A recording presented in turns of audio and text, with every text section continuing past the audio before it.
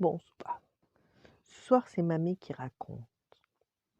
L'histoire des ailes de Flocon. Au sommet de la plus haute des montagnes, au creux d'un vaste nid posé en milieu des rochers, vivait Flocon, un poulain juste né. Comme son ancêtre Pégase et comme ses parents et ses grands-parents avant lui, il avait dans le dos 2 ailes qui ne demandaient qu'à pousser, et grâce auxquelles bientôt il pourrait s'envoler. Chaque matin, Flocon se dressait sur ses pattes, déjà solides, et tentait de battre des ailes, mais elles étaient encore trop fragiles pour le porter. Dis maman, quand pourrai-je enfin voler demandait-il. Et tous les jours, sa mère lui répondait tendrement, ne t'en fais pas, bientôt ton père t'apprendra. Et tandis qu'elle partait chercher de l'herbe fraîche pour le déjeuner, Flocon la suivait sur les sentiers escarpés. Une fois dans la vallée, le poulain ailé passait le plus clair de son temps le museau en l'air à admirer Nuage, son père, qui tournoyait dans le ciel. À la moindre alerte, ce dernier fonçait en piqué, plus rapide que l'éclair, plus sûr qu'un hélicoptère. Il se portait au secours de ceux qui étaient en danger. C'était son métier.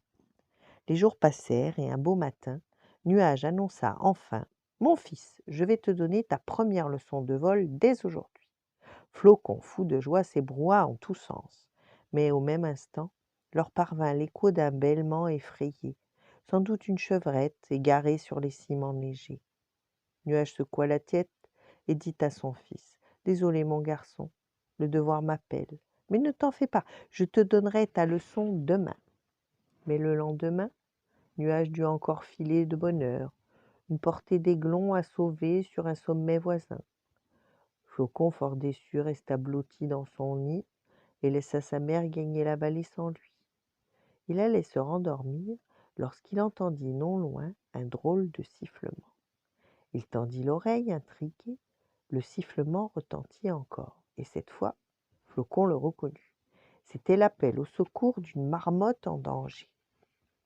Il s'avança tout au bord de la montagne, se pencha et aperçut juste au-dessous une pauvre marmotte en équilibre sur une étroite corniche. Coincée par un éboulis de cailloux, elle ne pouvait reculer et le vent menaçait de la faire tomber. Flocon, très inquiet, guetta dans le ciel les battements d'ailes de son père, mais hélas, pas de nuages à l'horizon. Il allait devoir procéder lui-même au sauvetage, c'était la seule solution. Il chercha vite le départ d'un sentier qui mène à la corniche, mais hélas, il ne trouva pas le plus petit chemin, rien de rien. Alors il s'allongea sur le sol et laissa pendre dans le vide l'une de ses pattes avant. Attrapez mon sabot, cria-t-il. Mais la marmotte eut beau essayer, elle n'y parvint pas.